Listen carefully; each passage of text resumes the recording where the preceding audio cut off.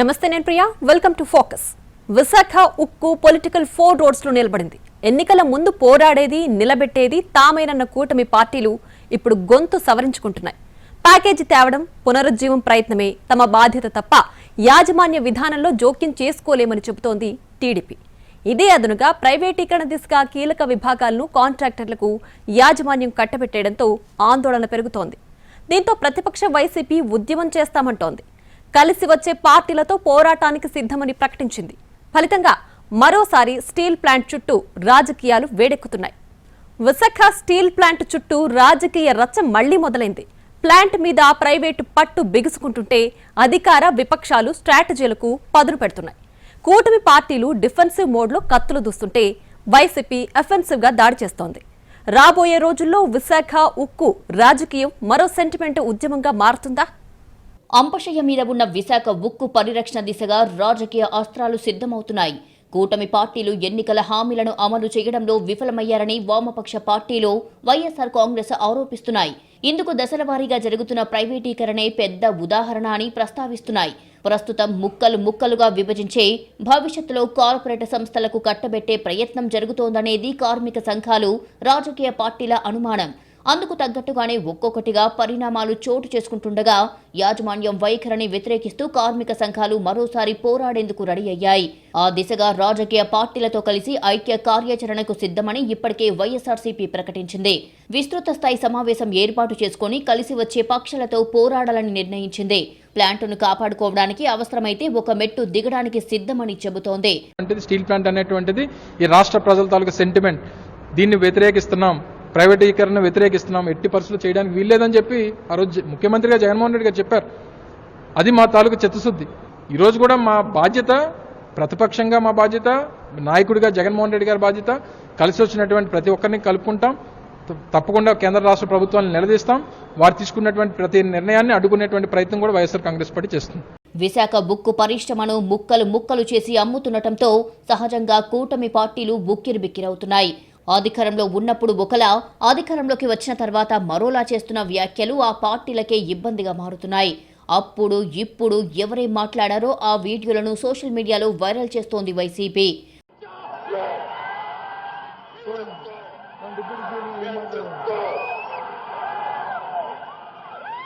అదేంటంటే అంత బీపీ వచ్చింది, పోతారేమని భయపడ్డాను. ఒంటికి కొంచెం కారం రాసుకొని 2 ముద్దల కారం తిని పార్లమెంట్ లో పోరాటం చేయండి. అప్పుడన్నా మీకు పౌరుషం ఉంటుందేమో. ఇంకేం చేయలేదు. శ్రీమాంధ్రుని పౌరుషం ఉంది అనుకుంటా.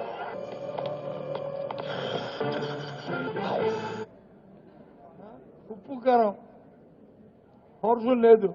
అధికారంలోకి వస్తే స్టీల్ ప్లాంట్ను పరిరక్షిస్తామని హామీలు గుప్పించాయి కూటమి పార్టీలు.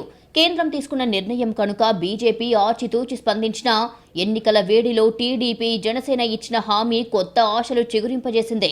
ఎన్డీఏ అధికారంలోకి వచ్చిన తర్వాత సుమారు 11,400 కోట్ల రుణం మంజూరు చేయడంతో ప్లాంట్ మనుగడకు ముప్పు లేదనే అభిప్రాయం ఏర్పడింది.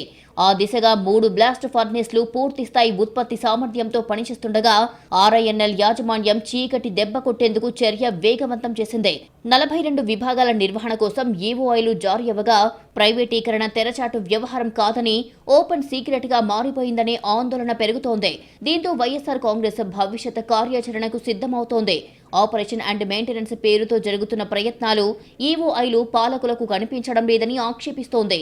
రాష్ట్ర ప్రభుత్వాన్ని ఇరుకున పెట్టేందుకు ప్రజల భాగస్వామ్యంతో ఆందోళనలకు సిద్ధమవుతోంది.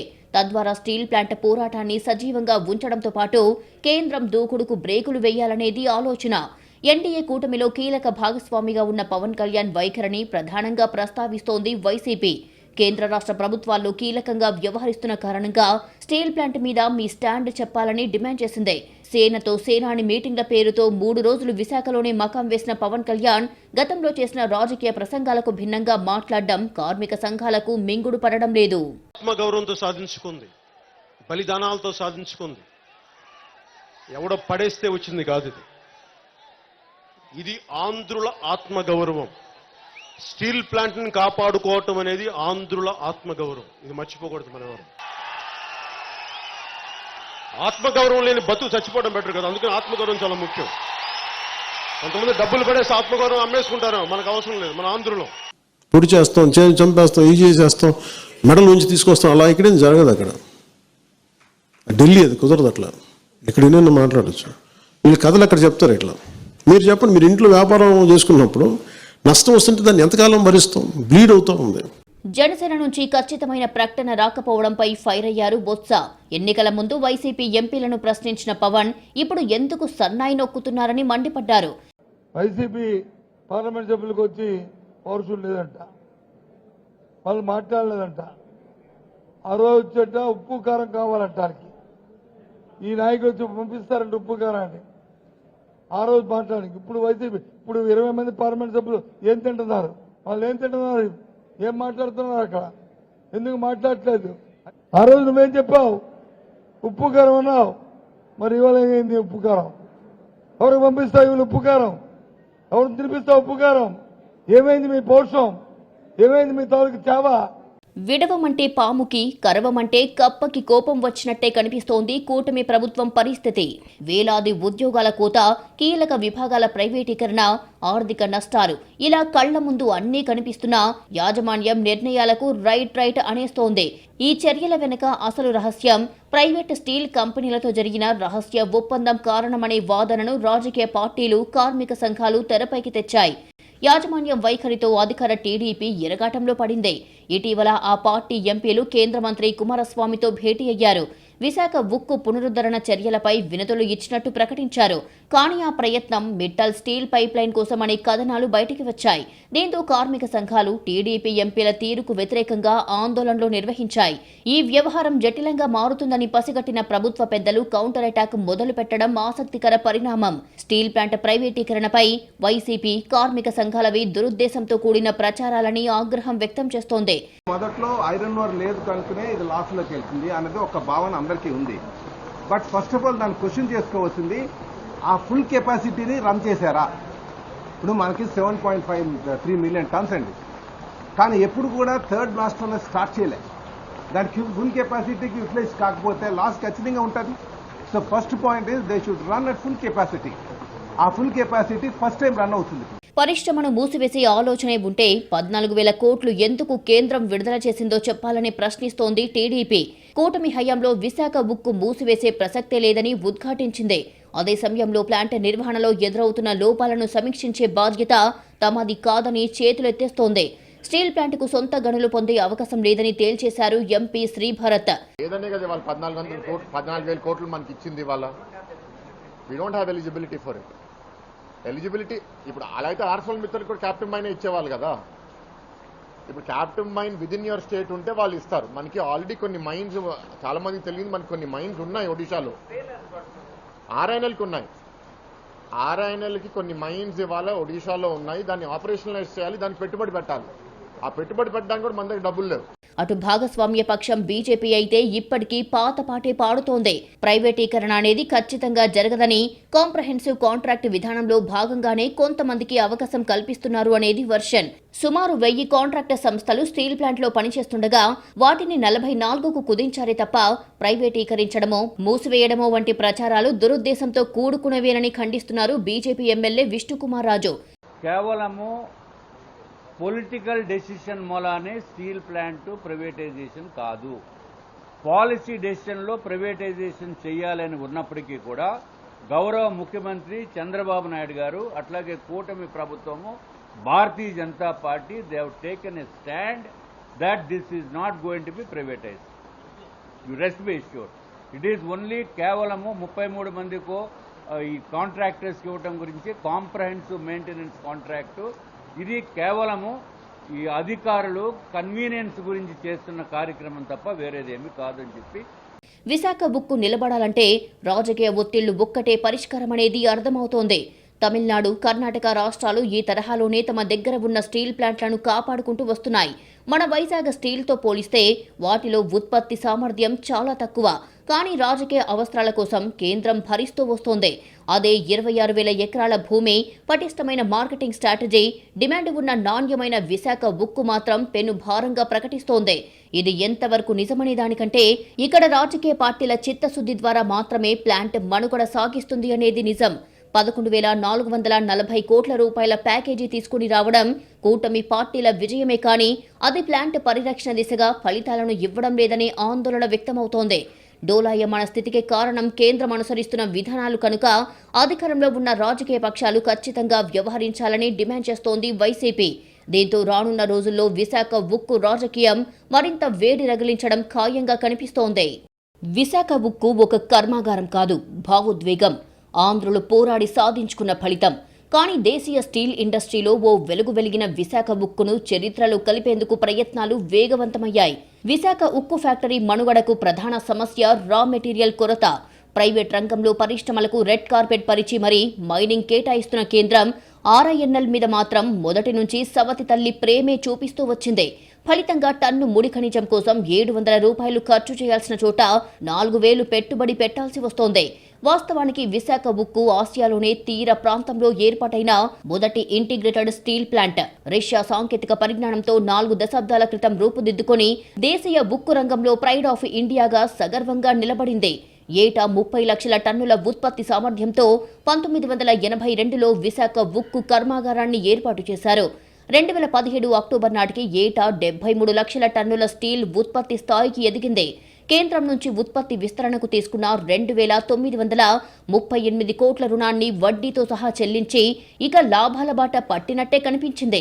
విలువ ఆధారిత ఉత్పత్తిలో 2022-23లో 17% వృద్ధి సాధించి విశాఖ ఉక్కు రికార్డు సృష్టించింది. దేశంలో ISO 9001 2008 నాణ్యత సర్టిఫికెట్ సాధించిన తొలి ప్రభుత్వ రంగ స్టీల్ కంపెనీ ఇదే. వేల మందికి ప్రత్యక్షంగా మరెంతో మందికి పరోక్షంగా ఉపాధి కల్పిస్తూ వచ్చింది. 2015-16 నుంచి నష్టాల్లో ఉన్న వైజాగ్ స్టీల్ 2018-19లో 97 కోట్ల లాభం పొందింది. 2021-22లో 913 కోట్ల నికర లాభాన్ని ఆర్జించింది.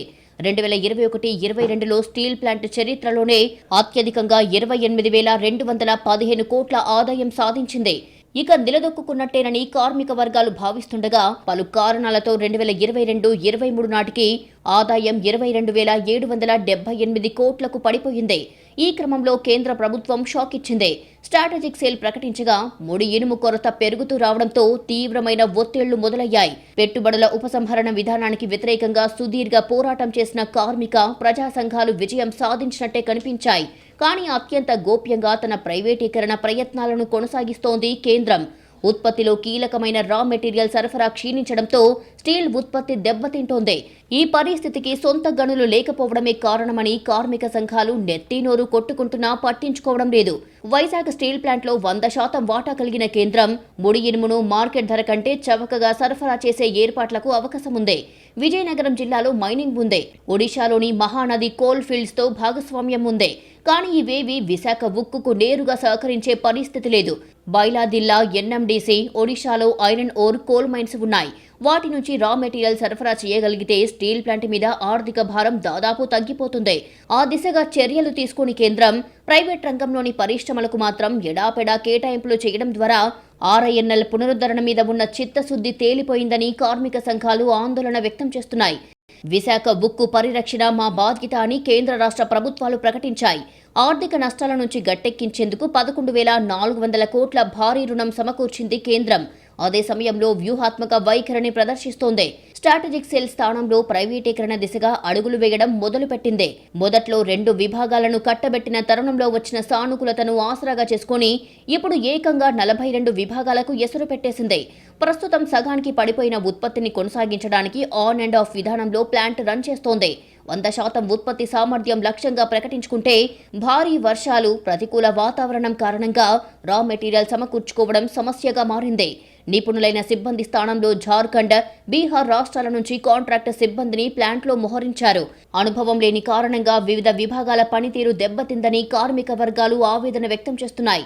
వర్షాకాలం ముగిశాక బ్లాస్ట్ ఫర్నేస్ 3ని తిరిగి ప్రారంభించాల్సి ఉండగా జూన్ 27న ప్రొడక్షన్ మొదలుపెట్టారు.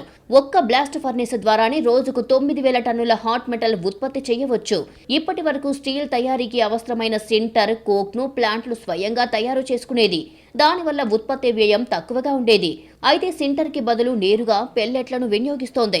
ఇందుకోసం లక్షల టన్నుల్లో కొనుగోలుకు ఒప్పందం చేసుకుంది. దీంతో ఉత్పత్తి వ్యయం పెరిగింది. అదేవిధంగా కోక్ తయారీకి కోక్ ఓవెన్లు ఉండగా బయట నుంచి కొనడం ప్రారంభించింది. ఇది కూడా అదనపు భారంగా మారింది. ఒకవైపు గనులు కేటాయించకుండా మరోవైపు కార్మికులను తొలగిస్తూ విశాఖ ఉక్కుపై ఒక ముద్ర వేసి వదిలించుకునేందుకు అన్ని కుటిల ప్రయత్నాలు చేస్తోంది కేంద్రం. ఎప్పటికప్పుడు ప్రతిపక్షంలో ఉన్నప్పుడు విశాఖ ఉక్కు పరిరక్షణకు కట్టుబడి ఉన్నామని భీషణ ప్రతిజ్ఞలు చేసే పొలిటికల్ పార్టీలు పవర్లోకి వచ్చాక యూటర్న్ తీసుకుంటుండడం విశాఖ స్టీల్కు శాపంగా మారింది. విశాఖ స్టీల్కు సొంత గనులే లేకపోవడం సమస్య అంటున్న కూటమి పార్టీలు మరి కేంద్ర రాష్ట్రంలో అధికారంలో ఉన్నది ఎన్డీఏ కనుక సొంత గనులను ఎందుకు కేటాయించడం లేదని, కేంద్రంపై భాగస్వామ్య పక్షాలు ఎందుకు ఒత్తిడి తేవడం లేదనేది వామపక్షాలు ప్రశ్నిస్తున్నాయి. విశాఖ ఉక్కు ఆసియాలోని తీర ప్రాంతంలో ఉన్న ఇంటిగ్రేటెడ్ స్టీల్ ప్లాంట్. నవరత్న కంపెనీగా ఓ వెలిగిన పరిశ్రమ 4 దశాబ్దాల్లో ఎన్నో ఒడిదుడుకులు ఎదుర్కొంది. కానీ రాజకీయ వ్యూహాలతో ఇప్పుడు 4 రోడ్ల కూడల్లో నిలబడింది.